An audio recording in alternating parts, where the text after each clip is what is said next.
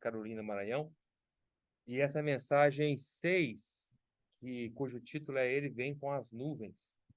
E está baseado, ainda está na introdução de Apocalipse. Não se esqueça, nós ainda estamos na introdução do livro de Apocalipse. E a introdução, como repeti várias vezes aqui, Apocalipse é uma questão de muita repetição, muita mesmo, tá? Então, mais uma vez a introdução, Apocalipse vai do capítulo 1, versículo 1 até o versículo 8, tá? E lembrando para os irmãos que já que é uma introdução, esse assunto todo que nós estamos falando aqui vai ser falado com muito mais pormenor, com muito mais detalhe, com muito mais profundidade mais para frente, porque aqui é só uma introdução, tá bom? Então não se preocupe, mais uma vez. Apocalipse é um livro difícil mesmo, é um livro complexo, mas maravilhoso. E nossa oração diante do Senhor hoje, irmãos, é que nós não tenhamos o sentimento, mais uma vez, de só ouvir para entender a volta do Senhor. Isso não vai nos preparar. O que vai nos preparar não é entender como o Senhor vai voltar, não é saber tudo sobre a volta do Senhor, mas é ter um coração queimando pela volta do Senhor, amando o Senhor e pregando o evangelho do reino para trazer o Senhor de volta, né? E crescendo em vida. É isso que vai trazer o Senhor de volta. Lembrando que na época que o Senhor veio a primeira vez, nós estamos, o Apocalipse fala da segunda vinda do Senhor ou a sua volta, tá? Então, Apocalipse é um livro que basicamente fala da volta do Senhor ou a sua segunda vinda, ou a sua nova vinda, tanto faz, né? Mas quando o Senhor veio a primeira vez que ele veio, a primeira vinda, quando o Senhor veio, o áudio, irmão, cuidado com os seus áudios, tá bom? Cuidado com os seus áudios. Então, quando o Senhor veio a primeira vez, vocês lembram, está lá registrado em Mateus, ou em Lucas, se eu não estou equivocado, os evangelhos, quando o Senhor veio a primeira vez, os fariseus sabiam exatamente pelas profecias do Velho Testamento, principalmente Miqueias, eles sabiam exatamente onde o Salvador ia nascer, que era Belém, sabiam tudo isso. Eles até ensinaram os magos que vieram do Oriente, e ainda assim eles mesmos não estavam dispostos a ir até o Salvador. Então, quando o Senhor nasceu numa manjedoura, e não havia ali nenhum dentre o povo de Deus para recepcionar o Senhor. Ninguém. Quem estava ali eram magos que não tinham nada a ver com o povo de Deus, que vieram do Oriente, e eles vieram adorar o Senhor. Eles não sabiam de nada das coisas de Deus. Na verdade, eles eram, de certa forma, magos é uma palavra ruim, né? Eles eram exatamente isso, eles eram magos, eles eram místicos, negativamente falando. Eles eram feiticeiros, essa é a palavra, desculpe, né? Feiticeiros, né? Essa é a palavra certa de se falar. Nossa, irmão Gustavo, feiticeiros, eram magos, tá? Mas por que eles vieram, então? Mais para frente nós vamos desfrutar isso, né? Porque não é o alvo da mensagem de hoje. Mas eles vieram por causa de uma profecia, assim nós cremos, né? Eles vieram por causa da profecia de um grande mago e feiticeiro que teve no passado, chamado Balaão. Então, quando Balaão fez a sua profecia, lá no Velho Testamento, tá lá. Depois nós vamos desfrutar sobre isso aí, tá? Vocês vão ficar encantados. Eles séculos e séculos depois, vieram estudando essa profecia de Balaão. Então, os feiticeiros, e Balaão era um feiticeiro, não se esqueça, Balaão era um feiticeiro, tá? Era um feiticeiro. Balaão nunca foi profeta de Deus. Tem gente que acha que Balaão era um profeta. Não, Balaão era um feiticeiro terrível, tá? Mas que Deus usou a boca dele. Então, Balaão fez uma profecia e essa profecia que provavelmente fez os magos virem. Mas eu estou desviando do assunto, eu quero dizer o seguinte, irmãos, o meu alvo hoje aqui não é dizer isso, é dizer o seguinte, que naquela época da primeira vinda do Senhor, o povo de Deus sabia tudo, mas não queria receber o Senhor, e não receberam o Senhor. Depois que o Senhor veio, no nascimento dele, eles não estavam lá durante a vida do Senhor, o Senhor foi rejeitado pelos seus, pelos judeus. Então, irmãos, hoje, o Senhor, ele conta conosco. Também nós não queremos ser aqueles hoje que dentro do povo de Deus sabe tudo à volta do Senhor, conhece Apocalipse de capa a capa, sabe explicar, mas tem um coração frio para receber o Senhor. Está com o coração distante do Senhor. Não, nós não queremos ser esses, tá bom? Mas vamos lá, eu preciso terminar a mensagem da semana passada, rapidamente, para começar essa mensagem essa semana. porque essa mensagem é a 6, mas eu não terminei a mensagem passada. Então, vamos terminar o último aspecto da mensagem passada. Você se recorda que na mensagem passada, nós falamos que o Deus triuno é Apocalipse, né? E nós falamos do Pai, e onde está na introdução do Deus triuno? Está lá em Apocalipse capítulo 1, versículo 4, fala assim, da parte daquele que é, que era e que há de vir. Esse é Deus Pai. Aí depois cita o Espírito, da parte dos 7 Espíritos, falamos sobre isso, que é o Espírito, né? 7 bem intensificado, ou, como o irmão Pedro falou ultimamente, o Espírito na sua completude.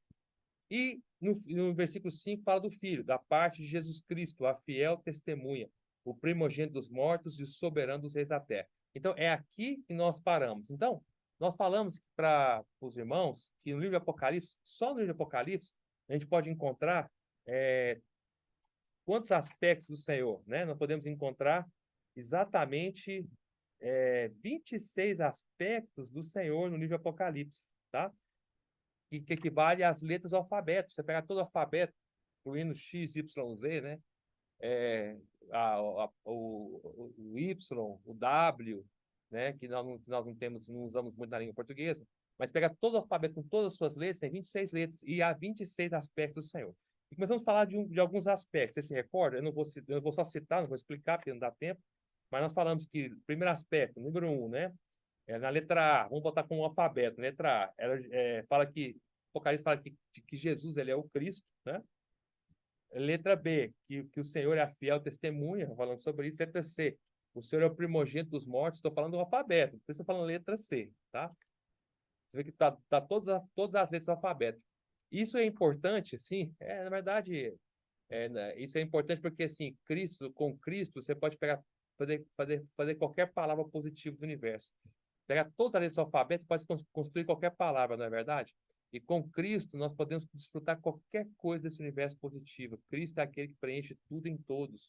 Cristo é que é a palavra de Deus, né? João capítulo 1, versículo 1 fala que ele é a palavra, o verbo da vida, a palavra da vida. Então, quando Deus fala em Cristo.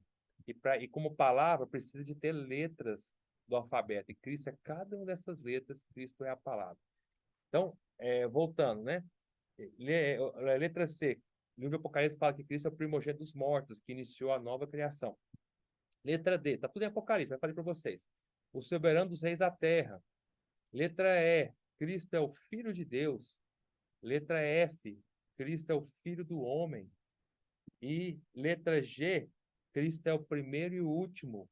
Letra H. Ele é o princípio e o fim. E letra I. Ele é o alfa e o ômega. Essas 3 frases, o primeiro e o último, princípio, fim, o alfa e o ômega, onde está? Nós paramos aí semana passada, então aqui que eu vou continuar. Então vamos lá. Onde está isso? Vamos ler? Está lá em Apocalipse capítulo 1, versículo 17, fala assim. Quer ver? Vamos ler lá. Eu vou ser rápido para ler na Bíblia, irmão. Nós temos versículos demais para desfrutarmos hoje. Então vamos lá. Quando o vi, caí a seus pés como morto, isso que é João falando, né? Porém, ele pôs sobre mim a mão direita, dizendo: Não temas, eu sou o primeiro e o último. Então, tá aí, mostra que o Senhor falou para João que ele era o primeiro e o último. E lá no versículo. Princípio, e tem outros versículos também. Lá está capítulo 2, versículo 8. Também fala que é o primeiro e o último. Quer ver? Ao anjo da igreja em Esmirna escreve: Estas coisas diz o primeiro e o último, que esteve morto e tornou a viver. Então, o Senhor é o primeiro e ele é o último. Também está lá no final da Bíblia, no final de Apocalipse, final da Bíblia, Apocalipse 22, 13. Vamos ler lá, rapidamente, tá? Você vai ter que aprender, e eu vou ter que aprender, sermos rápidos em abrir a Bíblia. Aqui em Apocalipse, que é versículo, muito versículo. Então, 22, 13, fala assim: Eu sou o Alfa e o Ômega, o princípio, o primeiro e o último, o princípio e o fim. Eu não vou citar todos os versículos, não, porque é muito versículo. Vamos pegar esse versículo de chave, que esse fica melhor para vocês entenderem, porque aqui tem todos os 3 aspectos, tá? Então, o Senhor falou que ele é o Alfa e o Ômega, o primeiro e o último, o princípio e o fim. Parece tudo, são sinônimos, mas não são, tá? Há uma diferença entre eles. Então, por exemplo, o Alfa e o Ômega. Alfa é a primeira letra do alfabeto grego. Ômega é a última letra do alfabeto grego. Então, o alfa e o ômega, se a primeira letra é a última letra, parece aparentemente que é a mesma coisa do primeiro e o último, que é a mesma coisa aparentemente do princípio e o fim. mas são coisas diferentes. Sabe por quê? Porque quando fala que Cristo é o primeiro, quer dizer que antes dele não houve outro, tá? E quer dizer que ele é o primeiro, que não há outro antes dele, tá?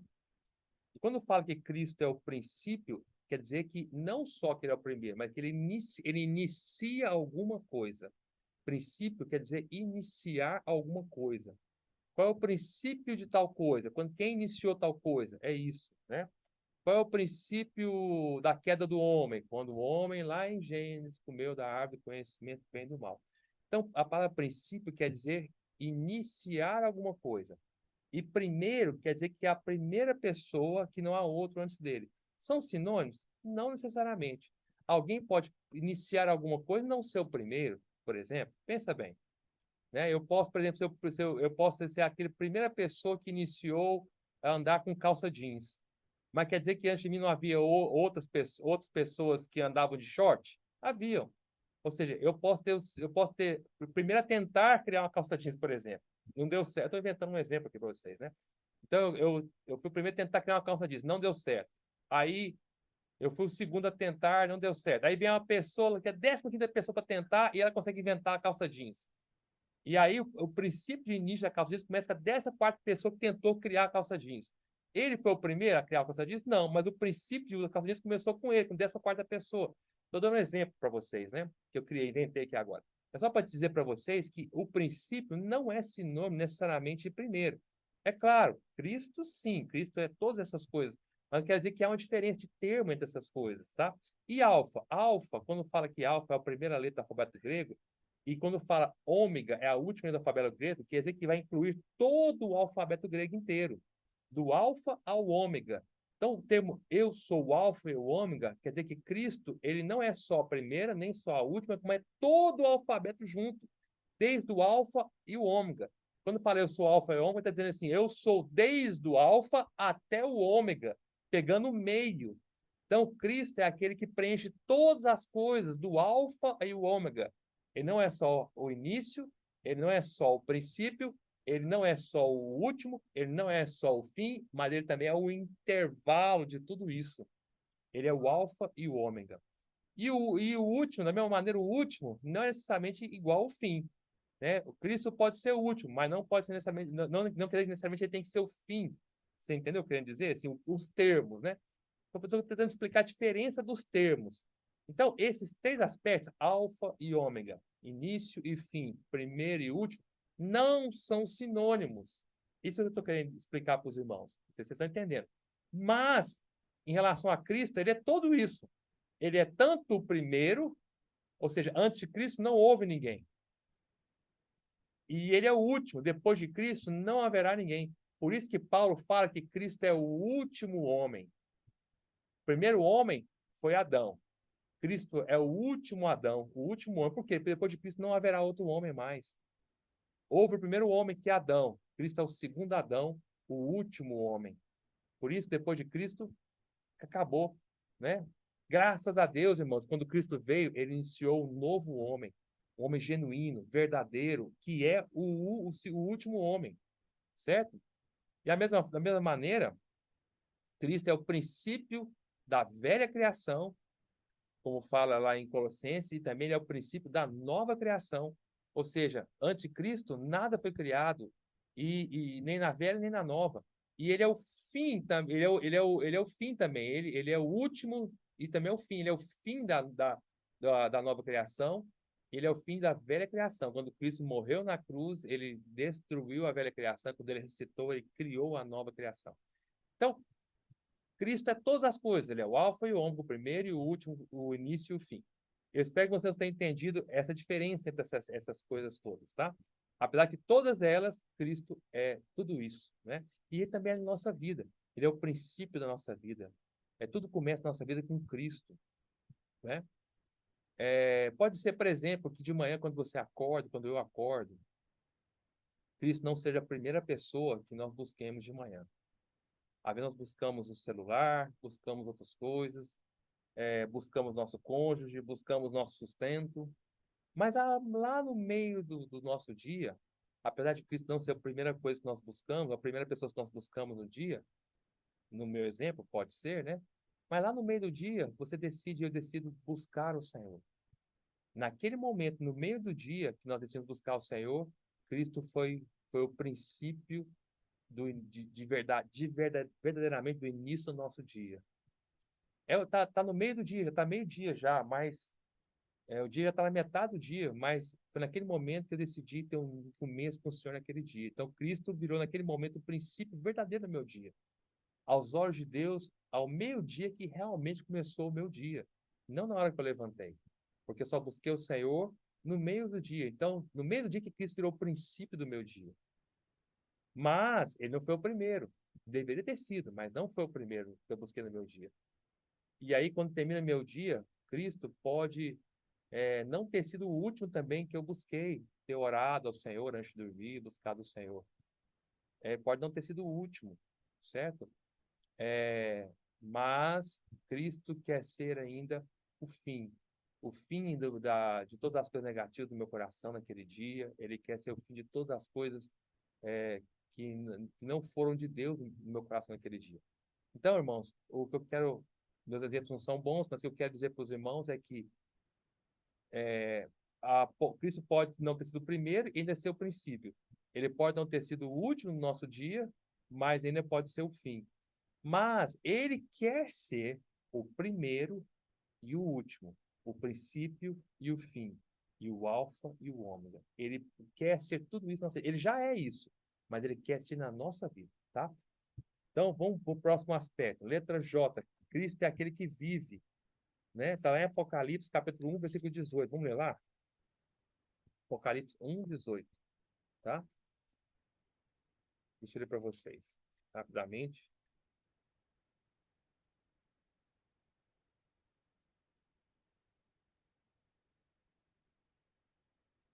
E aquele, não temas, eu sou o primeiro e o último, e aquele que vive. Estive morto, mas eis que estou vivo pelos séculos dos séculos e tenho as chaves da morte e do inferno. O Senhor é aquele que está vivo, ele morreu e vive para sempre. Amém. O livro do Apocalipse mostra isso, né? São Cristo é aquele que está vivo, ninguém pode destruí-lo mais, ninguém pode matá-lo mais. Letra K, o Senhor é o santo. Está lá no capítulo 3, versículo 7, fala assim, ó. Ao anjo da igreja em Filadélfia escreve, essas coisas diz o santo. Amém. Letra L, ele também é o verdadeiro. Aqui fala, o verdadeiro. Letra o P e K, né? Cristo é a raiz, é descendente de Davi. Ó, aquele que tem a chave de Davi. Amém. Ele tem a chave de Davi, né? Ele tem a raiz descendente de Davi. E Cristo também é o fiel. Onde está isso? Apocalipse 19, 11. Vamos ler lá? Olha quantos aspectos de Cristo no livro de Apocalipse. 19, 11 fala assim. Apocalipse 19, versículo 11. Viu o céu aberto e eis um cavalo branco. Seu cavaleiro se chama Fiel e Verdadeiro. Ele é fiel e verdadeiro.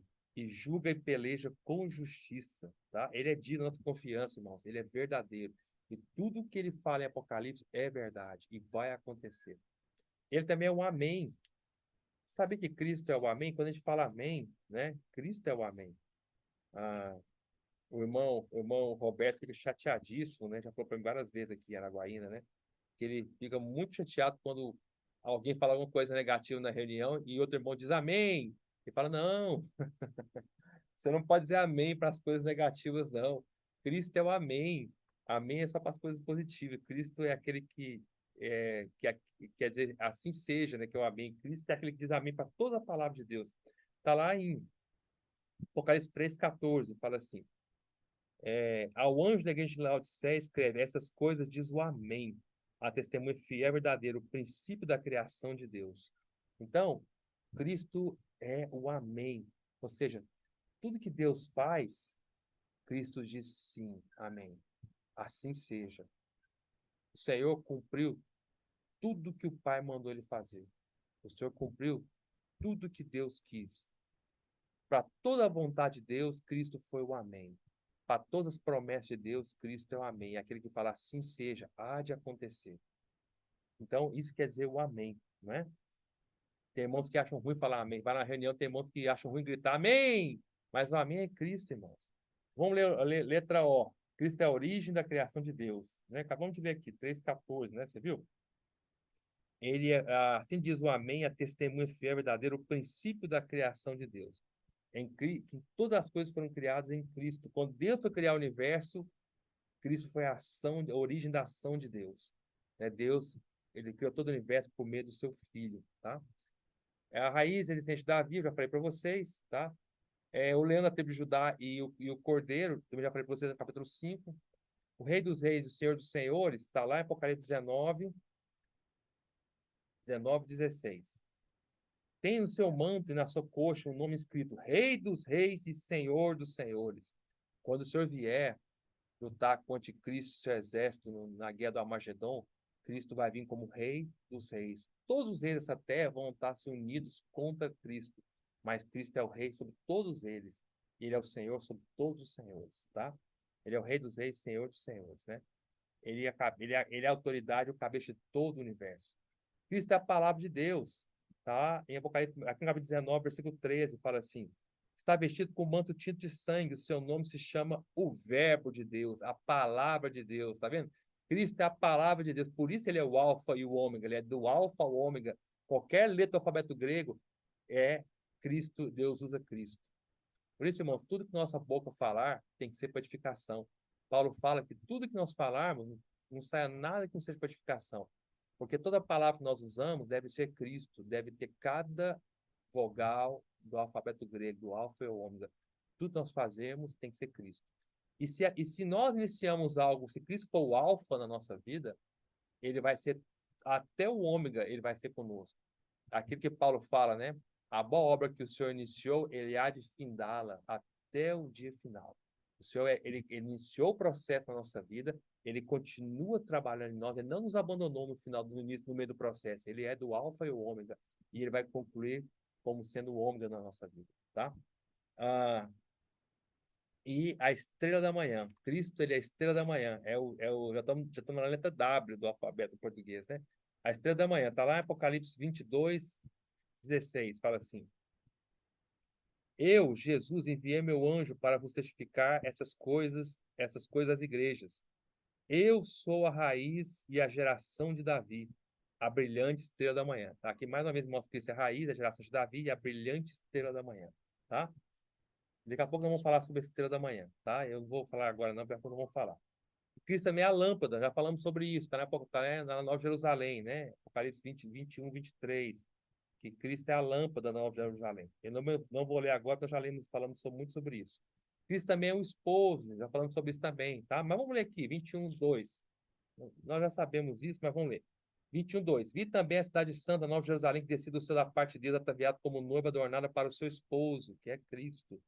E Cristo, por fim, é o outro anjo. Várias vezes Apocalipse mostra que Cristo ele é o anjo do Senhor.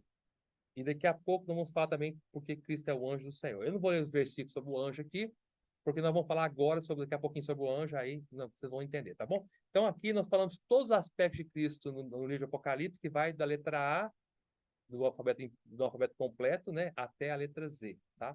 26 aspectos. Agora vamos para a mensagem de hoje. Ele vem com as nuvens. Onde está isso? Está em Apocalipse capítulo 1, está na introdução. Versículo 7. Então, nós falamos do Deus triuno, né? Foi no versículo 5. Então, olha aqui, vamos terminar com o versículo 5 da parte do Deus triuno. Fala assim: da parte de Jesus Cristo, a fiel testemunha. Eu estou lendo Apocalipse 1, 5. O primogênito dos mortos, soberano dos reis da terra, aquele que nos ama e pelo seu sangue nos libertou dos nossos pecados. Tá vendo? Apocalipse, irmãos, é um livro de amor. É aquele que nos ama. Não tenha medo do livro de Apocalipse. Não tenha medo de Cristo. Cristo em Apocalipse. Cristo em Apocalipse é aquele que nos ama. É claro que Cristo em Apocalipse é muito diferente do Cristo dos Evangelhos, né? Vocês vão ver mais para frente, quando nós chegarmos nos versículos 9 em diante. Mas, ainda assim, lembre-se, é o Cristo assustador? Em Apocalipse? É o Cristo que veio para julgar? Mas ele é aquele que nos ama. E pelo seu sangue nos libertou dos nossos pecados. E versículo 6: E nos constituiu reino, sacerdotes para o seu Deus e Pai. A ele a glória e o domínio pelos séculos dos séculos. Amém. Tá vendo? Para as coisas positivas, dizemos amém. E aqui perdão. Aqui João termina de falar sobre o Deus triuno, por isso ele termina com amém. Aí vem a próxima mensagem de hoje, versículo 7. E eis que vem com as nuvens. Cristo vem com as nuvens, e todo olho o verá, até quantos o transpassaram. E todas as tribos da terra se lamentarão sobre ele. Certamente, amém. Por isso que entra outra mensagem aqui. Que termina uma mensagem no versículo 6 com amém. E agora vem outra mensagem, que é a mensagem, então, falar hoje inteira, que é o versículo 7, que ele vem com as nuvens e todo olho verá, e aí termina com amém, tá? Então, a mensagem de hoje é sobre a volta do Senhor, ou a sua nova vinda, tá? E é importante, irmãos, agora eu quero que vocês prestem muita atenção, tá? Daqui para frente, essa mensagem não é fácil para vocês entenderem. Também não é uma mensagem que vou falar só uma vez, vou falar várias vezes para frente, é só uma introdução, mas é muito aspecto aqui que eu preciso que vocês prestem muita atenção daqui para frente. Então, vamos lá. Primeira coisa que eu quero explicar para os irmãos. É muito importante, quando a Bíblia fala, ele vem com as nuvens. Esse termo, nuvens, é muito importante. Por que muitos cristãos não conseguem entender a palavra de Deus? Porque eles não dão atenção aos detalhes. Eles acham que a Bíblia está só enfeitando as coisas, dizendo que o Senhor vem com as nuvens, com as nuvens, com as nuvens, e aí eles não percebem. Irmãos, quando fala que vem com as nuvens, isso é extremamente importante. Porque se não fosse, vocês vão entender como é importante. Mas só para pensar um pouco, se não fosse importante, a Bíblia colocava assim: eis que ele vem. Pronto, acabou. Eis que ele vem. Ou vem com os anjos, ou ele vem sozinho, ou ele vem com o sol, ou ele vem com as estrelas. Não, aqui fala que ele vem com as nuvens. E isso faz toda a diferença. Por quê? Vocês vão ver. O Senhor, quando ele fala das nuvens, tem duas maneiras que ele vai vir com as nuvens. Tem hora que ele vai vir, inicialmente ele vai vir entre as nuvens encobrindo o Senhor, tá? Isso mostra algo secreto. Quando a nuvem está encobrindo alguém, você não consegue ver a pessoa, porque a nuvem ela encobre, tá? Uma nuvem pode encobrir um prédio, uma montanha. Quando fala que Cristo vem entre as nuvens ou nas nuvens, é que mostra que está escondido pelas nuvens. Isto mostra o aspecto secreto da vida do Senhor. E quando chegar lá no final, próximo do final da grande tribulação, já Apocalipse vai mostrar, não só Apocalipse, mas a Mateus, a Bíblia vai nos mostrar que o Senhor já não vai vir mais envolto nas nuvens. Sim, aí sim que ele vai vir sobre as nuvens, tá? Aí ele já não está mais coberto pelas nuvens, tá? Isso mostra que é algo visível, já não é algo secreto, misterioso mais.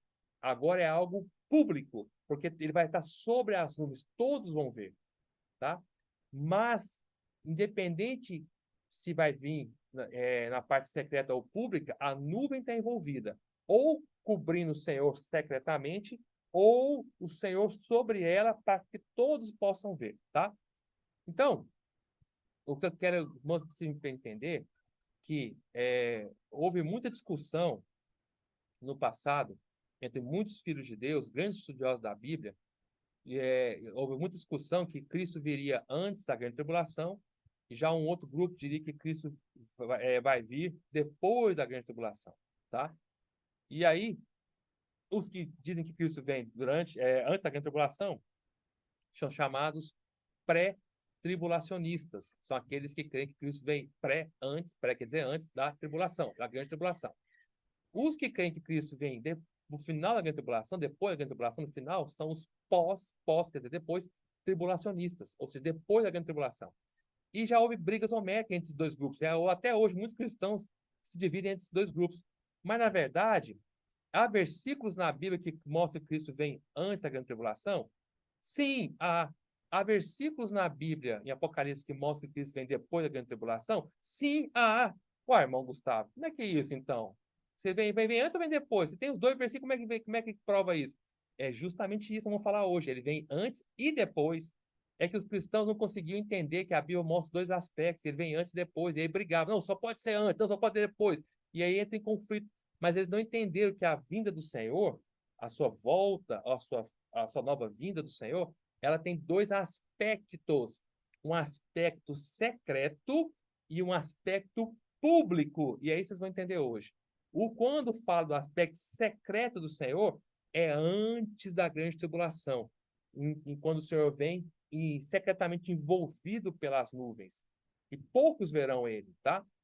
E aí, próximo do final da grande tribulação, o Senhor já vai vir na sua vida, no seu aspecto público. E aí ele vem sobre as nuvens, aí todos o verão, tá? Então, isso, a Apocalipse mostra claramente isso, é um processo.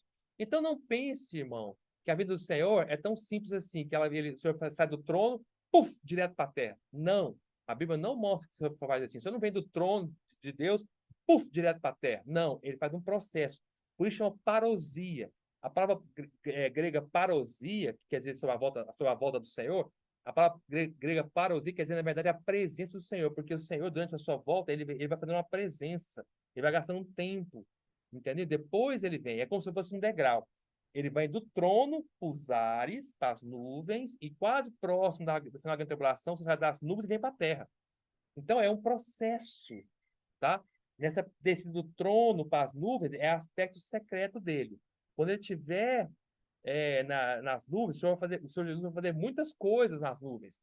Nós vamos ver. Ele vai arrebatar todos os cristãos, ele vai fazer o trono de julgamento de Cristo, vai julgar todos os cristãos nas nuvens, e quando estiver próximo do final da grande tribulação, o Senhor desce a sua vida pública. Aí ele vai vir sobre as nuvens, todos vão ver, tá? Por isso que houve uma confusão muito grande dos cristãos. Então vamos lá, vamos falar cada um desses aspectos. Então, primeira coisa, onde o Senhor está hoje? Nós precisamos entender isso. Onde o Senhor está hoje? Fisicamente falando. Claro, como espírito ele está em nós, mas fisicamente, onde ele está? Ele está ao lado de Deus Pai, ou seja, ele está no trono de Deus. A Bíblia mostra claramente que o Senhor está no trono de Deus. Vocês lembram quando Estevão estava para ser apedrejado? Ele olhou para o céu e viu os céus abertos e o Filho do Homem assentado em pé, ao lado de Deus, no trono. Então, o Senhor hoje está no trono. Desde que em Atos, capítulo 1, versículo 19, fala que o Senhor ascendeu, ele ascendeu entre nuvens. Vocês lembram disso? Vamos ler lá, vamos ler lá. Vamos ler lá. Eu quero que vocês leiam comigo, tá? É muito importante que vocês leiam comigo. Então, vamos lá. Vamos ler em Atos, que é importante vocês entenderem. Eu falei sobre isso em algumas mensagens passadas já de Apocalipse, mas vamos ler de novo. Atos, capítulo 1. Ó, versículo 9. Ditas essas palavras, foi Jesus elevado às alturas à vista deles, e uma nuvem, presta atenção na nuvem, e uma nuvem o encobriu dos seus olhos. Primeiro, quando o Senhor estava subindo, uma nuvem cobriu, certo? Ao ponto que eles não conseguiam ver mais, encobriu. O Senhor entrou na nuvem secretamente e subiu, tá? Estando eles com os olhos fitos no céu, enquanto Jesus subia, eis que dois varões vestidos de branco se puseram ao lado deles. Eles disseram: varões galileus, por que estáis olhando para as alturas? Esse Jesus que dentre vós foi assunto aqui no grego foi ascendido ao céu, virá do mesmo modo como o viste subir. Então, onde o Senhor estava nesse momento aqui? Ele estava no Monte das Oliveiras, tá? Olha o versículo 12. Então voltaram para Jerusalém do monte chamado Olival, das Oliveiras, tá? Então, onde o Senhor ascendeu aos céus? No Monte das Oliveiras. E ele foi subindo, entrou nas nuvens, das nuvens, puf, foi para o trono. Certo? E aí, os discípulos, aí os anjos aqui, os dois varões vestidos de branco, são os anjos, falaram para os discípulos: olha, da mesma maneira que ele subiu, ele volta. Da mesma maneira. Não só da mesma maneira, mas no mesmo lugar. Então, o Senhor estava no Monte das Oliveiras, todo mundo foi vendo, todo mundo foi vendo, todo mundo foi vendo, todo mundo foi vendo, todo mundo que eu falo, os discípulos ali. Foi vendo, veio uma nuvem, encobriu, desapareceu. Desse ponto desapareceu, o Senhor foi para onde? Para o trono. Agora o processo da volta é igualzinho. Ele vai fazer o caminho de volta. Do trono, ele vai para as nuvens. Ninguém está vendo, está encoberto. Aí fica um tempo nas nuvens. Quase 3 anos e meio, que é o tempo da grande tribulação. Aí, quando quase final da grande tribulação, ele sai das nuvens, todo mundo passa a vê-lo novamente, puf, desce para a terra, no Monte das Oliveiras, e pisa no Monte das Oliveiras. É o mesmo processo, irmão, mas o processo da volta agora. Igualzinho, tá? Na ida, ele foi público, secreto, nuvens, trono. Na volta, trono, é o mesmo processo, voltando. Trono, secreto, que é as nuvens, público, pisa na terra, no Monte das Oliveiras. Repetindo, na ida, o Senhor estava no Monte das Oliveiras, subiu, todo mundo vendo, público, público, público, público, entrou nas nuvens secretas, ninguém está vendo mais, trono de Deus. Volta, processo contrário. Trono de Deus, nuvem secreta, ninguém está vendo, fica um tempo nas nuvens, que ele arrebata todos os cristãos, faz o trono de julgamento.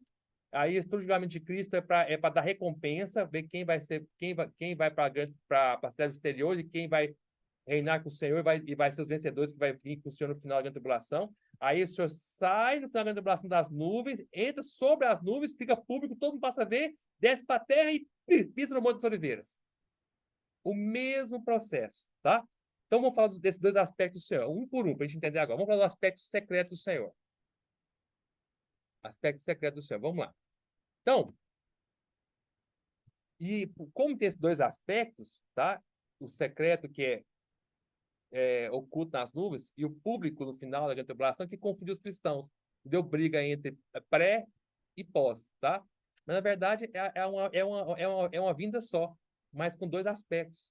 Não é duas vindas, é uma vinda com dois aspectos. Expliquei bem claro para vocês. Então, vamos lá. Aspecto secreto. Ele vai vir como ladrão, tá? Vamos ler os versículos. Eu vou ler muito versículo. Apocalipse 3:3. Vamos ler lá. Apocalipse capítulo 3, versículo 3.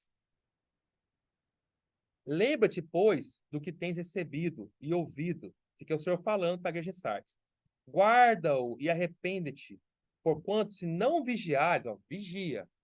Vigiar é algo secreto. Por isso tem que estar vigiando, então você perde, ó. Porquanto se não vigiares, virei como ladrão, e não conhecerás de modo algum em que hora virei contra ti. Então, quando o Senhor falou que vai vir como ladrão, é no aspecto secreto dele.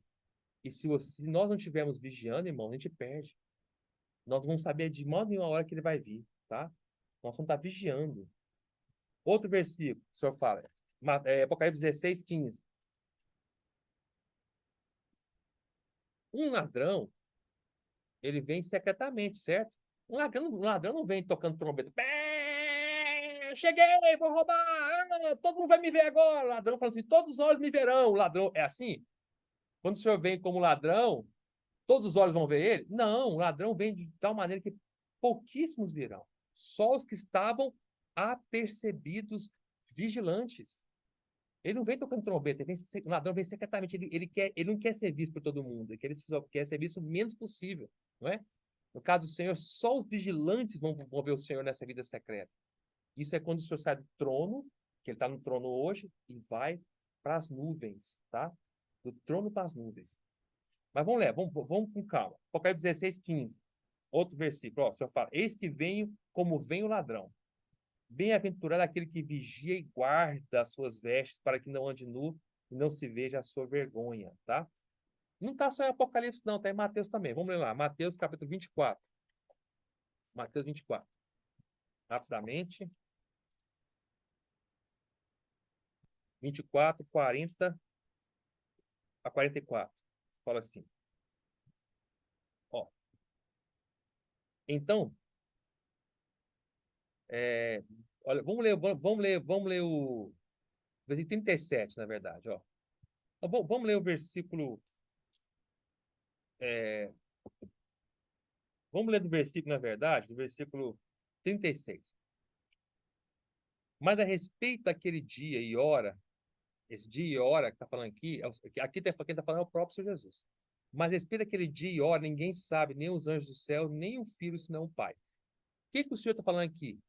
Esse dia e hora é o dia e hora da vinda secreta do Senhor. Quando o Senhor vai vir secretamente, ninguém sabe. Nem o próprio Senhor sabe. Por que o Senhor não sabe quando a sua vida secreta vai vir? Porque em Apocalipse, irmãos, nós vamos ver, o Senhor, ele vem como um enviado de Deus. Por isso que no livro de Apocalipse, Cristo é muitas vezes simbolizado como um anjo. Um anjo, os anjos são pessoas, são seres enviados por Deus. Sempre quando Deus queria fazer alguma coisa no Velho Testamento, ele enviava um anjo. O anjo era um enviado de Deus. O anjo, ele vem para fazer a vontade de Deus. Em Apocalipse, Cristo ele é mostrado para nós como enviado de Deus, que veio para essa terra, para julgar essa terra. E por isso, como ele vai vir como enviado, ele não sabe nem a hora, nem o dia. Só o Pai sabe. Só sabe a hora e o dia quem envia, que é o Pai. O próprio Senhor Jesus não sabe o dia e a hora, porque ele é um enviado, ele é um anjo, ele sobe, peraí, deixa eu explicar. Quando eu falei é um anjo, ele é simbolizado como um anjo. Desculpe, tá? Se alguém pega essa mensagem, corta bem aí, vai dizer que fala que eu falei que é uma heresia, né? Que falou que Cristo é um anjo. Não. Cristo ele vem como um anjo, ele é simbolizado em Apocalipse como um anjo, tá? Então, no sentido de enviado. Vocês vão ver vários versículos que eu vou ler hoje ainda que mostram que ele é um anjo, tá? Como um anjo, tá? Simbolizado como um anjo. Tá bom, irmãos? Quando o Senhor veio a primeira vez, quando o Senhor encarnou, ele também veio como um enviado, tá? Do Pai. Por isso o Senhor não fazia a sua vontade, o Senhor não falava a sua vontade, as suas próprias palavras, o Senhor não fazia as suas próprias obras. Tudo que o Senhor fazia, falava, era a vontade do Pai, ou que ele viu o Pai mandando ele fazer, ou viu o Pai fazendo. As palavras que ele falava eram as palavras que o Pai disse para ele, porque ele era um enviado. Um enviado não pode falar de si próprio, não pode fazer sua própria vontade, não pode fazer nada conforme o seu próprio desejo, mas daquele que o enviou. Quando o Senhor voltar, da mesma maneira, o Senhor vai voltar como enviado de Deus. Por isso ele não sabe nem um dia nem a hora. Então, quando fala aqui, ó, versículo 36, a respeito daquele dia e nem hora, está falando da vinda secreta do Senhor, tá? Você vê a diferença clara entre o que é secreto e público, porque são até opostos. Secreto é uma coisa, público é outra. Você vê a diferença muito clara. Mas a respeito daquele dia e hora, ninguém sabe, nem os anjos do céu, nem o filho, senão o Pai. Pois assim como foi nos dias de Noé, também será vindo do Filho do Homem. Porquanto, assim como nos dias anteriores ao dilúvio, comiam, bebiam, casavam e davam-se casamento até o dia em que Noé entrou na arca, e não perceberam, senão quando veio o dilúvio, os levou a todos, assim será também a vinda do Filho do Homem. Então, dois estarão no campo, dois aqui são dois irmãos, dois aqui é maiúsculos, tá? Perdão, maiúsculo não. Dois masculinos, tá? Não maiúsculos, masculinos, ó. Dois homens, tá falando dois aqui, está se referindo a dois irmãos, né? Dois crentes. Dois estarão no campo, um será tomado, deixado o outro. Agora duas são duas irmãs, é feminino. Duas estarão trabalhando no moinho, uma será tomada e deixado outra. O Senhor é muito sábio. Quer dizer que, externamente, você olha, tem dois irmãos trabalhando no campo. Você não vê a diferença entre eles, mas o Senhor consegue ver. Então, um é tomado e o outro é deixado. Por que que um é arrebatado e o outro fica? Dos dois irmãos. Porque o Senhor, no seu aspecto secreto, quando ele virar secretamente como ladrão, ele vai vir para roubar as coisas preciosas. No aspecto secreto do Senhor, o Senhor veio para roubar o que é precioso, como ladrão. Quando o ladrão chega na sua casa, ele não vai roubar um, um, um, uma roupa velha. Ele não vai roubar um chinelo havaiana rasgado. Não, ele vai vir roubar as coisas preciosas que tem na sua casa. É o ouro, é a prata, é o que tem de valor. Quando a Bíblia fala que o Senhor vai vir como ladrão, né, como vem um ladrão, é no sentido não só que é secreto, e também no sentido que ele vem para roubar o que é precioso. Quem é precioso para Deus? É coisas preciosas materiais? Não. São os cristãos maduros. Dois irmãos estarão trabalhando no campo. Um fica e outro vai. Por que que um vai? Quem foi arrebatado, é o que o Senhor veio roubar como ladrão o que é precioso na terra. Ele retira da terra os crentes vencedores. E o outro, que não era crente vencedor, fica. Tá? No início, quando você vê como secretamente, o Senhor vem antes da grande tribulação. Antes da grande tribulação, o Senhor, quando vem secreto, ele vem só para arrebatar os vencedores, não todos os crentes. Tá? Só os que são preciosos, que amadureceram primeiro. Nós falamos sobre isso na mensagem sobre amadurecimento, tá? E duas estarão trabalhando no moinho, duas irmãs, um é tomado, outro fica. Por que uma irmã fica e outra vai? É porque uma estava percebida a volta do Senhor e a outra não, tá? Uma era preciosa, uma era tesouro, uma era transformada, uma ela estava já preparada para ser arrebatada, o coração dela não estava mais nada nas coisas dessa terra, e a outra ainda era uma irmã, mas ela amava as coisas dessa terra, ou seja, não era uma vencedora ainda, e fica, porque a vinda secreta do Senhor começa antes da grande tribulação, tá? É para roubar o que é precioso. Aí, versículo 42. Portanto, vigiai, porque não sabeis nem em que dia vem o vosso Senhor. Você não sabe. Por isso, irmão, o aspecto de vigiar mostra a preciosidade de um crente. Quem é arrebatado, o irmão que é arrebatado e a irmã que é arrebatada, são certamente os que estavam vigiando. Externamente são iguais. Parece não ter nenhuma diferença. É tudo crente, tudo igual. Mas interiormente havia uma diferença. Eles vigiavam. Eles tinham uma vida vigilante. O tempo todo eles estavam buscando a volta do Senhor. O tempo todo eles estavam cientes da volta do Senhor. O tempo todo eles estavam anelando, desejando que o Senhor voltasse. Esse é um cristão vigilante. É que ele dorme pensando na volta do Senhor. Ele acorda pensando na volta do Senhor. E ele sonha com a volta do Senhor. E ele vive a sua vida de acordo com quem quer ser arrebatado. E ele busca viver de acordo com quem quer ser arrebatado. Ele quer cortar todos os laços terrenos das coisas dessa terra. Ele já deixa, de tudo que ele tinha nessa terra, ele já deixa para trás. O coração dele está nas coisas celestiais. É igual Enoque. Você lembra de Enoque no Testamento? Enoque foi andando e foi arrebatado. O primeiro que foi arrebatado na Bíblia foi Enoque, lá em Gênesis. Por que Enoque foi arrebatado? Porque ele era tão precioso que o Senhor veio, puf, levou ele, nem viu. Enoque andava nessa terra, mas com o coração no céu. Ele já era totalmente celestial no seu coração. O Senhor só vai lá e falou assim: Enoque, vem para cá, você é meu. Puf, você é precioso, vou te roubar. Puf, rouba dessa terra. Tá? Então, esse é aspecto secreto, roubar as coisas preciosas. A hora já falamos, a vinda secreta do Senhor é desconhecida, nós não sabemos, tá? Isso nem o próprio Senhor sabe que ele vem como enviado. E aonde o Senhor vai vir? Qual é o lugar que ele vai vir na sua vinda secreta? Ele vai vir envolto nas nuvens. Vamos ler lá? Escondido. Apocalipse capítulo 10, versículo 1. Olha só.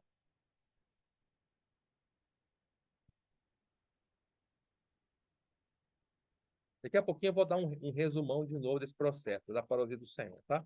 Vamos lá, Apocalipse capítulo 10, versículo 1. Vi outro anjo forte, ó, esse outro, Apocalipse 10, 1 fala, vi outro anjo forte. Esse anjo forte é Cristo, tá? Aqui é um símbolo de Cristo. Vi outro anjo forte, que é Cristo, descendo do céu aqui é do trono de Deus, envolto em nuvem, não é sobre a nuvem, é escondido pela nuvem, envolto em nuvem.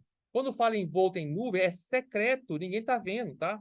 Com um arco-íris por cima da sua cabeça, e o rosto era como o sol e as pernas como colunas de fogo, tá? Então, nesse momento aqui, é a vida secreta do Senhor, quando o Senhor vem envolvido pela nuvem, ninguém está vendo ele ainda, tá? Vamos ler outro versículo, 1 Tessalonicenses, capítulo 4, versículo 17.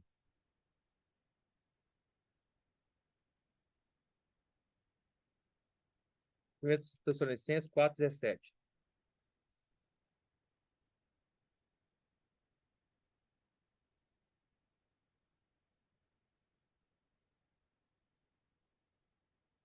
Acharam? Posso ler? Então, vou ler. 1 Tessalonicenses 4, 17. Fala assim: depois nós, os vivos que ficarmos, seremos arrebatados juntamente com eles entre nuvens. Presta atenção na nuvem, irmão. Entre nuvens, para enquanto o Senhor no céu, não nos ares. Presta atenção nos termos que Paulo usa. E assim estaremos para sempre com o Senhor. Nesse momento aqui é o arrebatamento da parte secreta do Senhor, tá? Então vamos tentar entender um pouquinho melhor hoje. Vamos entender. Vou repetir um pouco, mas vamos ler um pouco mais de versículo. Vamos para Mateus 26. Vamos ler mais versículo por enquanto, aí depois eu explico. Mateus 26, versículo 64. Mateus 26, 64.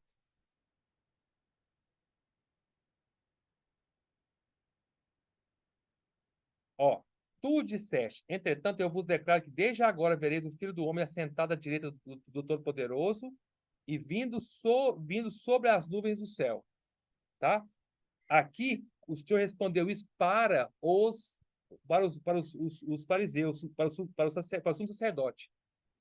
O sumo sacerdote, olha o versículo 73, vocês entenderem, ó. Jesus, porém, guardou o silêncio. E o sumo sacerdote lhe disse, quando o Senhor estava sendo julgado antes de ser crucificado: eu te conjuro pelo Deus vivo que nos diga se tu és o Cristo, o Filho de Deus. Respondeu Jesus: tu disseste, entretanto, eu vos declaro que desde agora vereis o Filho do Homem assentado à direita do Todo-Poderoso e vindo sobre as nuvens dos céus. Aqui fala vindo sobre as nuvens. Lá no versículo antes de Tessalonicenses, fala que vai vir entre nuvens. Aqui sobre. Por que que sobre? Esse versículo sobre aqui, as nuvens, já é o final da grande tribulação, é a vinda pública do Senhor. Por que que o Senhor falou para o sumo sacerdote que ele, o sumo sacerdote, ia ver o Senhor vindo sobre as nuvens? Porque o sumo sacerdote não era do povo de Deus. O povo de Deus, assim, ele era um fariseu, um religioso, mas ele não amava o Senhor, ele não estava nem aí com Cristo. Esses que realmente não amam o Senhor, os judeus que não amam o Senhor, que não estão nem aí com o Senhor, só vão ver o Senhor voltar sobre as nuvens, no final da tribulação, quando todo mundo vai ver, tá? Por isso eu falou que vireis sobre as nuvens. Então, aqui eu estou só mostrando a nuvem aqui, mas aqui já é a volta do Senhor no seu aspecto público, tá? Então, eu vou explicar um pouquinho melhor aqui, tá? Sobre essa vida secreta. Deixa eu explicar um pouquinho para os irmãos, aí eu continuo. Então, vamos lá. De novo, onde o Senhor está hoje? O Senhor está hoje no trono, tá? Tá bem? Nós já sabemos muito claro isso. O Senhor está hoje no trono de Deus. Então, antes de começar a grande tribulação, irmãos, tá? Um pouquinho depois do sexto selo, lembre-se, a Apocalipse é constituído em 7 selos, tá? Os primeiros 4 selos já foram abertos, já estão acontecendo, foram abertos desde a morte do Senhor e da ascensão do Senhor. Depois vai ter uma mensagem específica sobre isso, então não se preocupe. Aí, o 5º selo vai ser o clamor dos mártires, quando os mártires clamarem a vingança do sangue deles. E aí, quando eles clamarem, o Senhor vai abrir o 6º selo. Então, o 5º selo não aconteceu ainda, e o 6º selo não aconteceu ainda, nem o 7º, tá? Só aconteceu os primeiros 4 selos. Os 4 já aconteceram, já estamos vivendo os 4 selos já. Então, quando houver o clamor dos mártires, o 5º selo, no 6º selo, aí o Senhor responde ao clamor dos mártires, que é o 5º selo, abrindo o 6º selo. E o 6º selo é um grande terremoto, tá? O grande terremoto ainda não é a grande tribulação, tá? O grande terremoto é um prefácio, é um aviso preparatório que está por vir a grande tribulação, tá? Então, a grande tribulação vai começar lá na metade do 7º selo. Mas o 6º selo, que é o grande terremoto, já vai abalar a terra inteira, é um aviso preparatório que está vindo a grande tribulação. E entre o 6º selo e a grande tribulação, que começa lá na metade do 7º selo, é muito rápido os eventos, tá? Então, entre o 6º e o 7º selo, e a metade lá, é rápido demais. A pessoa não vai ter muito tempo mais, é coisa extremamente rápida. Acontece, é como um dominó, é rápido. Por isso que muitos cristãos, até mesmo eu vi 500 irmãos aqui, eu estudando os livros do irmão Dong, estudando o estudo vida, há uma confusão muito grande. Até mesmo o irmão Dom coloca que a grande tribulação começa no 6º selo. Mas não parece ser verdade quando a gente lê o Preço do Vídeo. Vocês vão ver isso, tá? O irmão Dong ele ensina que começa a grande tribulação no 6º selo.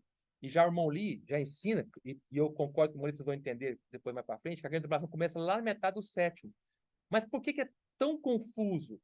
Porque é muito rápido entre o 6º grande terremoto e a grande tribulação, que é lá metade do 7º selo, é muito rápido os eventos, muito rápido. É quase que instantâneo essas aberturas, uns dominós muito rápidos, isso que confunde, entendeu? E outra coisa, o 6º selo, como é um grande terremoto que abala a terra inteira, parece a grande tribulação, mas não é ainda. É uma preparação para a grande tribulação, é um aviso. É um aviso que o negócio vai começar a grande tribulação, tá? Mas por que eu estou tocando nesse assunto hoje, nessa mensagem? Porque o Senhor hoje, vamos voltar de novo. O Senhor hoje está onde? Está no trono, tá? Aí, um pouquinho antes do 6º selo, um pouquinho antes da grande tribulação, tá? Um pouquinho antes da grande tribulação, do grande terremoto, perdão, que é o 6º selo, um pouquinho antes do grande terremoto, que é o 6º selo, o Senhor arrebata os vencedores para o trono, tá? Os vencedores mortos e os vencedores vivos. Quem são os vencedores mortos? É o filho varão. Apocalipse 12, o Senhor arrebata os vencedores mortos, e eles estão lá no trono. Quando a gente ler Apocalipse 12, vocês vão ver que o filho varão é arrebatado até o trono de Deus. Então, os vencedores mortos, que é o filho varão, vão até o trono, vão onde o Senhor está. E os vencedores vivos que estiverem presentes, eles também são arrebatados um pouquinho antes do 6º selo, que é o grande terremoto. São as primícias.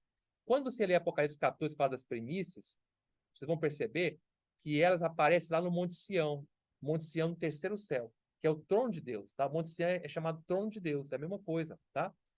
Então, antes de começar a grande tribulação, até mesmo antes de começar o grande terremoto, o Senhor arrebata os vencedores mortos e vivos para onde ele está.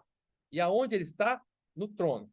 Então, o trono de Deus, a única chance que algum homem vai ter de um dia conhecer o trono de Deus é se for vencedor morto ou vivo.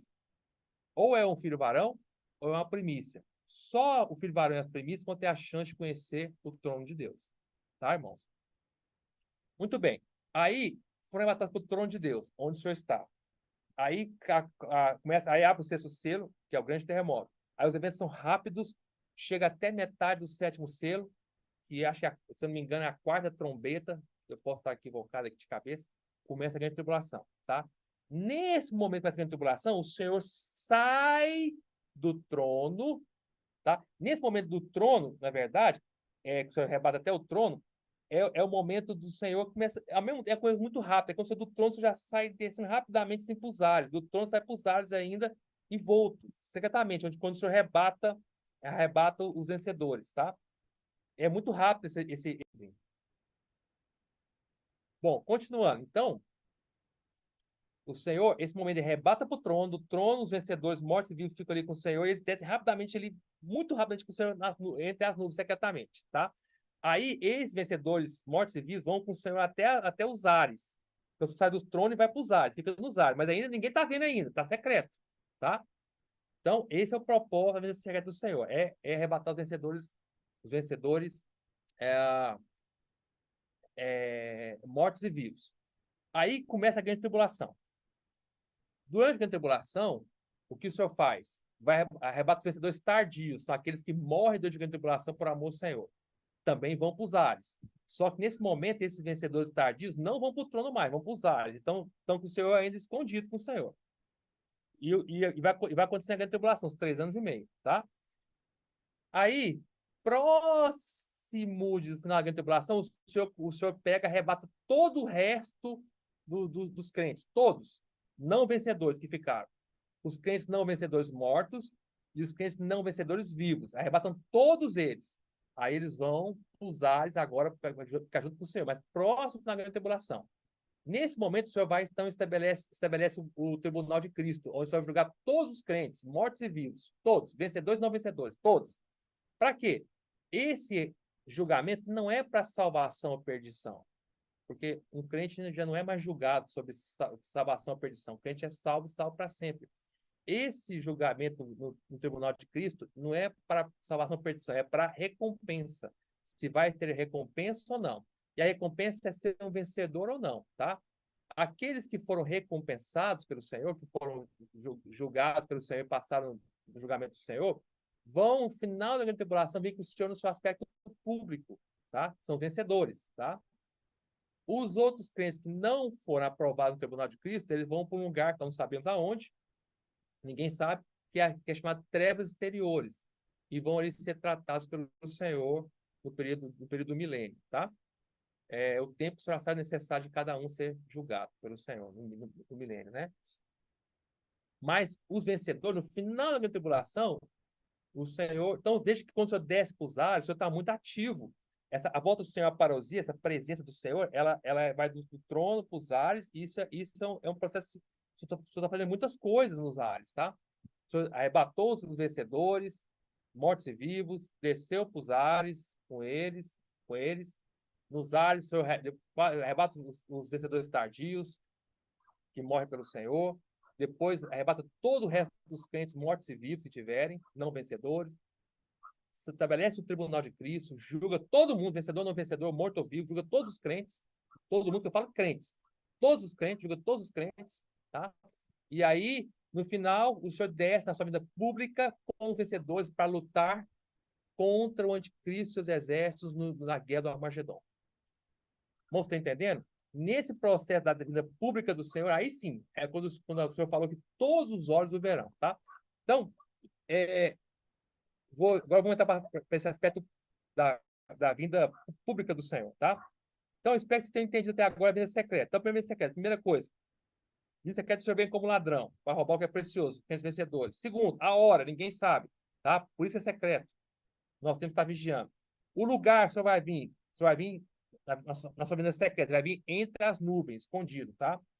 Aos ares.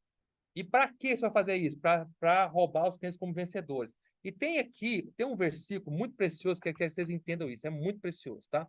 Vamos ler lá, Apocalipse 2:28. Isso é muito. Eu não vou deixar de falar isso, não. Apocalipse 2:28. Isso aqui é preciosíssimo. Vamos ler lá.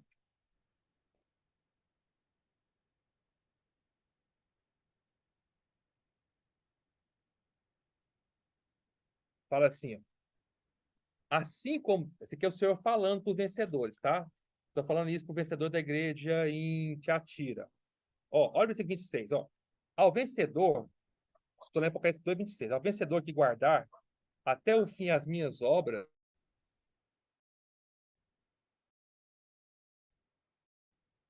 eu lhe darei autoridade sobre as nações. E com sete ferros as gerar e as reduzirá a pedaços como se fosse objeto de barro. Assim, presta atenção nesse versículo agora. Ó. Assim como também eu recebi de meu pai, dar-lhe-ei ainda a estrela da manhã. Então, a estrela da manhã é algo que o vencedor, só o vencedor vai receber. A estrela da manhã. O que é isso, estrela da manhã? Estrela da manhã é o próprio Cristo. Tá? Estrela da manhã é um símbolo de Cristo. O vencedor, ele vai ter a oportunidade, só o vencedor vai ter a oportunidade, porque aqui é uma palavra só para o vencedor. Olha só, lê de novo. Presta atenção, ó, ao versículo 26. Ao vencedor,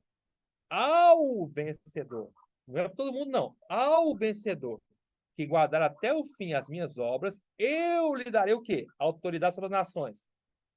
Com sete ferros gerar e a reduzirá a pedaços como se fosse objeto de barro. Essa é a primeira recompensa. Autoridade sobre as nações, vai reinar com o Senhor durante 1000 anos. Segundo aspecto de recompensa, versículo 28. Assim como também eu recebi de meu pai, dar-lhe-ei ainda a estrela da manhã. Dar-lhe-ei ainda, vai ganhar mais uma coisa. O que é? A estrela da manhã. O que é receber Cristo como estrela da manhã? Estrela da manhã é um símbolo de Cristo. Mas a estrela da manhã é a estrela da alva.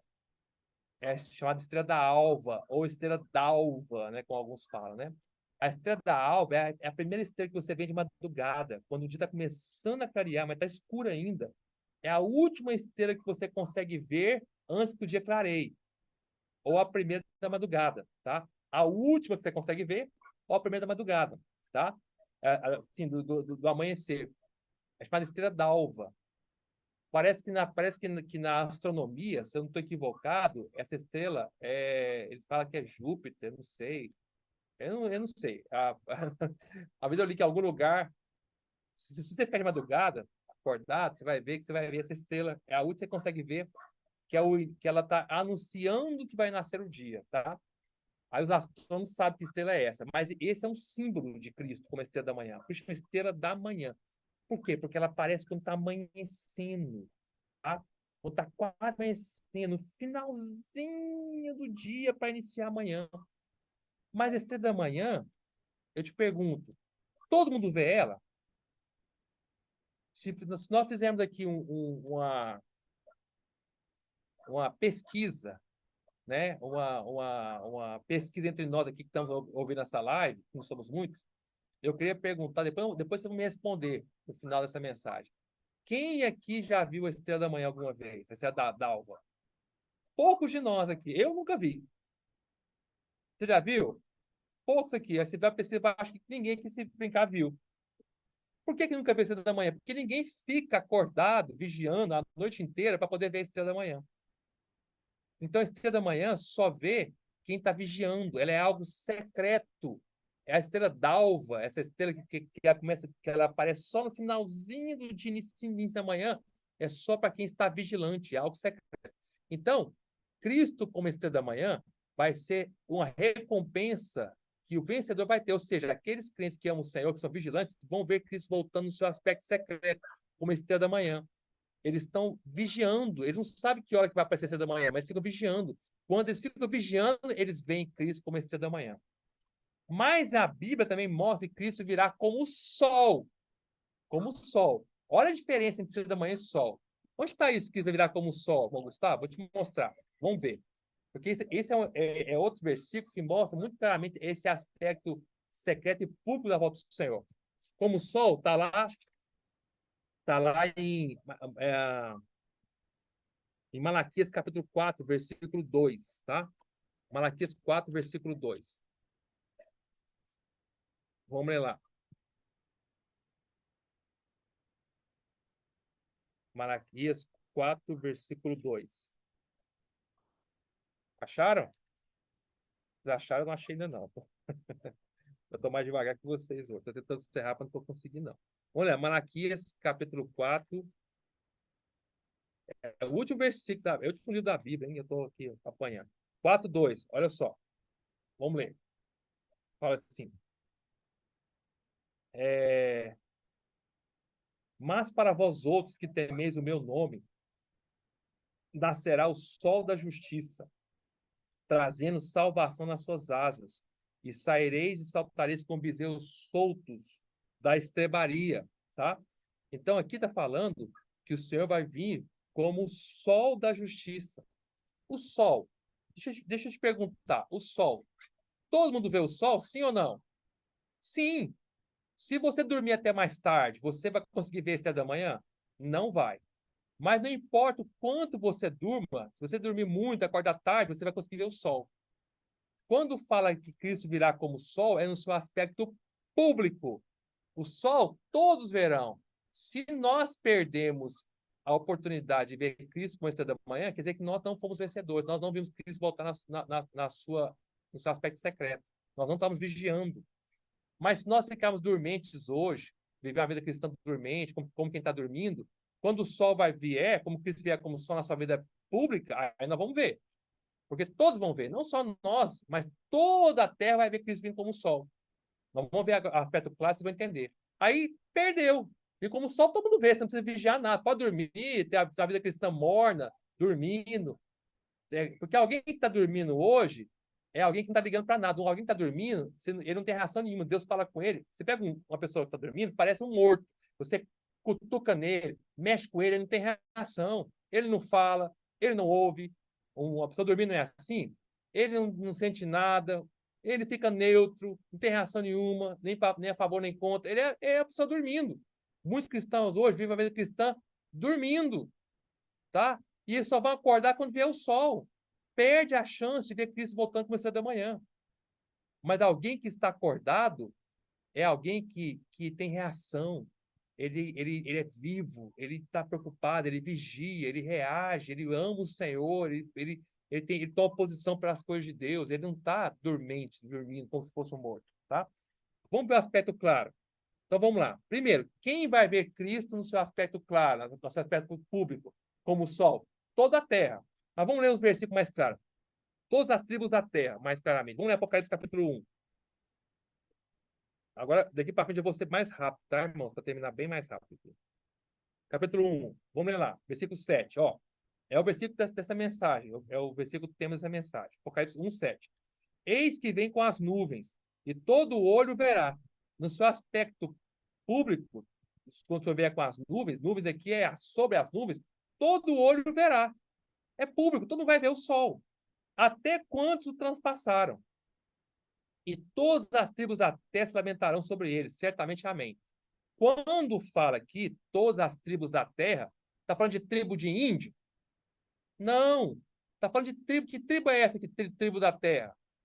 Essa tribo aqui da terra, essa terra aqui, o irmão Ulisses explica muito bem sobre isso. Os estudiosos da Bíblia, eles, ao ler esse versículo no grego, terra, a terra aqui pode ser, na palavra grega, pode ser traduzida tanto para a terra como planeta Terra, como pode ser alguma parte específica da Terra, uma área da Terra, tá? Então, a palavra terra no grego não dá a entender se está falando do planeta Terra ou está falando de uma área específica da Terra, tá? Uma região da Terra. Então, pelo versículo grego, você não consegue entender. Mas esse versículo, Apocalipse 1, 7, fala duas coisas que dá para te entender que terra é essa, tá? Primeiro, fala que todas as tribos da terra. E não está falando de tribo de índio. Então, que tribo é essa? Está falando das 12 tribos de Israel. Toda vez que a Bíblia usa tribo, se refere às tribos de Israel, tá? Então, quando você fala de tribos da terra, essa terra aqui é a terra de Israel. Ou seja, na vinda pública do Senhor, todos os judeus vão ver o Senhor. Não só os judeus, o mundo inteiro, mas os judeus principalmente vão ver o Senhor. É os tribos da terra de Israel. Primeiro, nós sabemos que a terra aqui é a terra de Israel, pela palavra tribos, tá? Segundo motivo, porque esse versículo está citando o versículo lá de Zacarias. Vamos ler lá para vocês verem? Está falando de Zacarias capítulo 12. Vamos ler lá, ó. Que é uma profecia. Vamos ler lá, Zacarias 12. Vamos lá para o Velho Testamento, Zacarias 12. Rapidamente, vamos ler lá. Zacarias 12, versículo 10 a 14, fala assim, ó. E sobre a casa de Davi e sobre os habitantes de Jerusalém. Casa de Davi é judeu, é habitante de Jerusalém. Jerusalém é Israel. Derramarei o espírito da graça e de súplicas. Olharão para aquele a quem transpassaram. Quem é aquele que eles, os judeus, transpassaram com a lança? Quem é? Cristo Jesus. Você lembra que lá no Evangelho, os soldados romanos foram lá, depois que os judeus mataram o seu soldado romano, pegou a lança e abriu o lado do Senhor? Então, quem transpassou o Senhor foram os judeus, tá? E aqui fala que quando o Senhor voltar, os judeus olharão para aquele a quem transpassaram. Pranteá-lo-ão como quem pranteia por um unigênito, chorarão por ele como se chora amargamente pelo primogênito. Naquele dia será grande o pranto em Jerusalém, como o pranto de Hadad e Rinom no vale do Megido.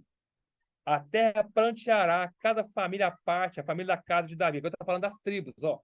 A família da casa de Davi à parte, e suas mulheres à parte. A família da casa de Natã à parte, suas mulheres à parte. A família da casa de Levi à parte, suas mulheres à parte. A família dos Simeitas à parte, suas mulheres à parte. E todas as mais famílias, cada família à parte, suas mulheres à parte. Então, quando o Senhor vier no final da grande tribulação, publicamente, todos os judeus que estiverem até Israel que transpassaram o Senhor, todas as 12 tribos vão olhar para o Senhor e vão ver. Eles vão se arrepender e vão ver. Por que nós sabemos isso? Porque na vida pública do Senhor está lá em Zacarias 14. Eu leio 12. Vamos ver. Aqui tá esse trecho de Zacarias 12 que acabamos de ler, está falando da vida pública do Senhor. Mas no capítulo 14, Zacarias, ele é um capítulo que detalha mais claro isso. Vamos ler o capítulo 14, ó. Versículo 3. Vamos ler o versículo 1 diante, ó. Zacarias 14, 1. Eis que vem o dia do Senhor. O dia do Senhor é a vinda pública do Senhor, em que os seus despojos se repartirão no meio de ti. De que? Jerusalém, tá? Estou falando de Jerusalém. Porque eu ajuntarei todas as nações para a peleja contra Jerusalém. E a cidade será tomada. Isso aqui está descrevendo o que vai acontecer no final da grande tribulação, quando o anticristo e seus exércitos, sabe que no final da grande tribulação, irmãos, o Senhor vai soberanamente permitir com que o anticristo junte o grande exército. Parte desse exército vai vir do norte, tá? Depois vamos ver isso mais claramente sobre isso. Vai vir da região do norte, que é a região da Rússia ali, tá? Para lutar em Jerusalém contra o anticristo, na verdade, tá? E também contra os judeus. E grande parte do exército vai vir do Oriente, da região leste, para lutar com o anticristo contra os judeus. E parte também vai vir da Europa. Então, vai vir exército de toda a terra para a região de Jerusalém. Parte desse exército está vindo para lutar contra o anticristo, os que vêm do norte. Mas grande parte está vindo a favor do anticristo. Mas todos vão se juntar, tá, em Jerusalém.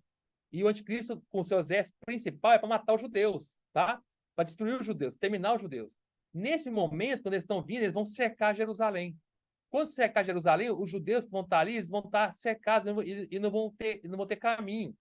Então, eles vão. Aí, nesse momento, o Senhor vem na vinda pública como um sol. Todo mundo vai ver como um raio que vem do leste ao oeste, do oriente ao ocidente. O Senhor vai vir publicamente como um sol, como um relâmpago, como um raio. Todos vão ver.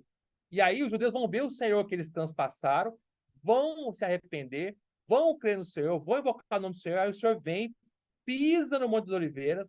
O Monte das Oliveiras se parte em dois, abre um caminho no meio e os judeus conseguem fugir, escapam do exército anticristo. Ao mesmo tempo, o Senhor vem e mata todo o anticristo e seus exércitos com a espada que sai da sua boca e vai pisar neles como se estivesse pisando um lagar. Porque eles vão estar concentrados na região ali, na região como fosse um vale ali, entre Jerusalém e o Monte dos Oliveiras, chamado Vale do Cedron. e também parte deles dos exércitos vão estar concentrados na região de Jezreel, mais ao norte, ou o Vale do Megido, tá? E outra parte dos exércitos também estão vindo do sul. Depois você vai entender isso com mais calma. Então, só que todos os exércitos vão estar em vales. Então, o senhor vai vir como se fosse num lagar. Um lagar, antigamente, onde era uma piscininha, onde se jogava as uvas para pisar nas uvas e produzir o suco de uva, depois de virar o vinho. Então, você pisava nas uvas saiu aquele suco tinto, vermelho, parecendo como fosse o sangue, daí que vira o suco de uva. Então, esses exércitos todos vão estar concentrados na região de Jerusalém, soberanamente, para lutar contra o anticristo e também para o anticristo e outros exércitos vão estar ali para lutar a favor do anticristo contra Israel. Mas vão estar todo mundo ali. Aí o senhor vem na família pública, salva os judeus, pisando no Monte das Oliveiras, e pisa em todo esse exército, como se fosse uvas no lagar, e vai jorrar um rio de sangue que vai ao nível do freio da boca dos cavalos. É igual o suco sai da uva quando você pisa nela no lagar, tá? Então vamos ler aqui, ó, rapidamente. Ó, versículo 2: porque eu ajuntarei, isso é Deus falando, todas as nações para a peleja contra Jerusalém. E a cidade será tomada, e as casas serão saqueadas, e as mulheres forçadas. Metade da cidade sairá para o cativeiro, mas o restante do povo não será expulso da cidade. Então sairá o Senhor e pelejará contra as nações, como pelejou no dia da batalha. Naquele dia estarão seus pés sobre o Monte das Oliveiras, olha o que eu falei para vocês, que está de frente de Jerusalém para o Oriente, e o Monte das Oliveiras será fendido pelo meio, para o Oriente e para o Ocidente. Haverá um vale muito grande. Metade do monte se partirá para o norte e outra metade para o sul. Aí vai formar um caminho para o leste, tá? E fugireis pelo vale dos meus montes, porque o vale dos montes chegará até Azal. Sim, fugireis como fugiste do terremoto no dia de Uzias, rei de Judá. Então virá o Senhor, meu Deus, e todos os santos com ele. Quem é esses santos? São os vencedores, que vai vir no final da grande tribulação, na sua vida pública, para lutar com o Senhor contra o anticristo e seus exércitos, tá? E aí vai descrevendo o resto aqui que eu não vou ler para os irmãos. Então, isso aqui é a vida pública do Senhor, como o sol, tá? Vamos ler outro versículo que mostra a vida pública do Senhor. Mateus capítulo 24. Mateus 24, versículo 27. Estou terminando, irmãos. Calma aí, tá? Eu sei que vocês estão... É muita informação, mas vamos lá. Aqui é a vida pública do Senhor, ó. Porque assim como o relâmpago sai do Oriente, Oriente é leste, e se mostra para o Ocidente, que é o oeste, assim há de ser a vinda do Filho do Homem. Que vinda é essa? A vinda pública. Vocês estão percebendo que o próprio Senhor falou, no próprio capítulo 24, que ele tem dois aspectos da vida dele, a secreta e a pública?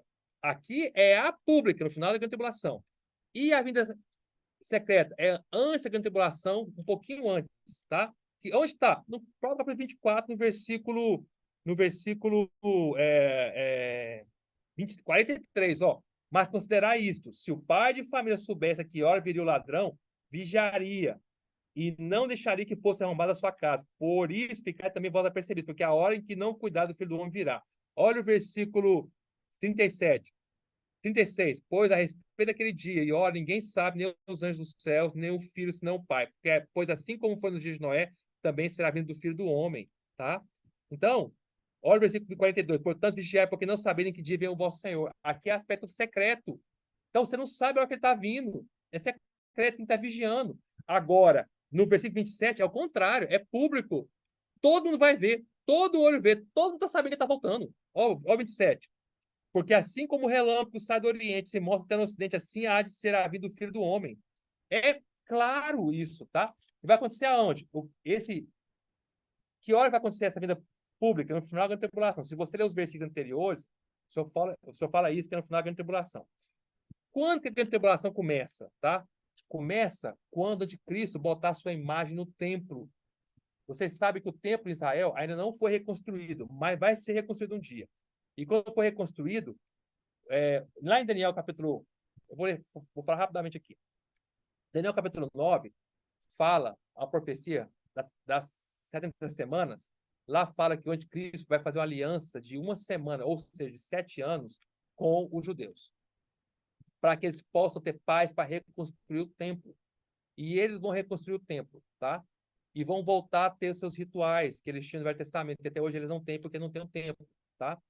E você sabe que ele não tem o templo, porque hoje o lugar onde pode se reconstruir o templo, que é um lugar que pode se reconstruir, é onde tem o Domo da Rocha, que é um dos lugares mais sagrados para o islamismo, tá?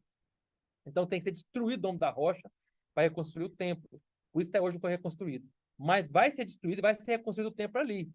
E aí, quando reconstruir o templo, nessa aliança de 7 anos com o anticristo, que os judeus farão, segundo a profecia de Daniel capítulo 9, versículo 27, na metade da semana, na metade dos 7 anos, o anticristo ele rompe o acordo e começa a perseguir os judeus. E o mundo inteiro começa a grande tribulação. E como é que ele rompe esse acordo? Ele pega faz uma imagem de si próprio e coloca essa imagem dentro do santo lugar, dentro do templo, tá? E obriga todas as pessoas a adorarem a imagem dele. Essa imagem é chamada na Bíblia de desolação, tá? O abominável da desolação. Então, o nome que o Senhor Jesus dá para essa imagem de Cristo é o abominável da desolação. Olha o que está escrito em Mateus 24:15. Vamos ler, ó. Pois pois, virdes o abominável da desolação, o abominável da desolação é a imagem de Cristo. De que falou para Daniel, está lá no capítulo 9 de Daniel, versículo 27. No lugar santo, quem lê entenda. Então, se estiverem na Judéia, fujam para os montes. Por quê? Porque quando ele começar a imagem, faltar a imagem, ele começa a grande tribulação, tá? Aqui é explicar, só vai falar que começa a grande tribulação. Vamos continuar lendo. Quem estiver, versículo 17, quem estiver soberano, não desça a tirar de casa alguma coisa. Quem estiver no campo, não volte atrás para buscar sua capa. Ai das que estiverem grávidas que amamentar naqueles dias. Orai para que a vossa fuga não se dê no inverno nem no sábado. Porque, ó, olha agora, ó, porque nesse tempo haverá grande tribulação, como desde o princípio do mundo até agora não tem havido e não haverá jamais. Então, a grande tribulação começa quando? O próprio Senhor falou, quando o anticristo coloca a sua imagem, que é o abominável da desolação, no santo lugar, tá? E aí vai desenrolando toda a grande tribulação e no final o Senhor desce com os vencedores publicamente, todo o olho verá como relâmpago. Vai do leste para o oeste, do oriente para o ocidente, tá bom? Não estão entendendo isso aí? Tá? Então, já falei que a vida pública do Senhor, estou falando da vida pública do Senhor. É no final da grande tribulação, tá? Todo mundo vai ver, todas as tribos até vão ver, as tribos de Israel vão ver. Aquele versículo, então, vamos voltar para lá, ó, para Apocalipse 1:17. 1:7, perdão. Então fala assim, Apocalipse 1:7. Eis que vem com as nuvens, todo o olho verá, é a vinda pública do Senhor. Até quantos transpassaram? Quem são esses? São os judeus.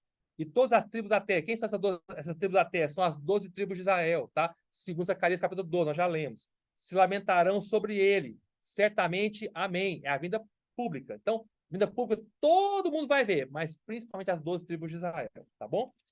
Esse é o lugar, né? E vai vir sobre as nuvens, tá? Não mais envolto, sobre as nuvens. E ele vai vir com os santos vencedores, tá? Lá em Zacarias capítulo 12, nós lemos, lá fala claramente que o Senhor vai vir com os santos, com todos os seus santos vencedores. Aqui também fala em Apocalipse, quer ver? Vamos ler rapidamente, estamos terminando, está no último aspecto aqui. Vamos ler Apocalipse 19, só para vocês entenderem, tá?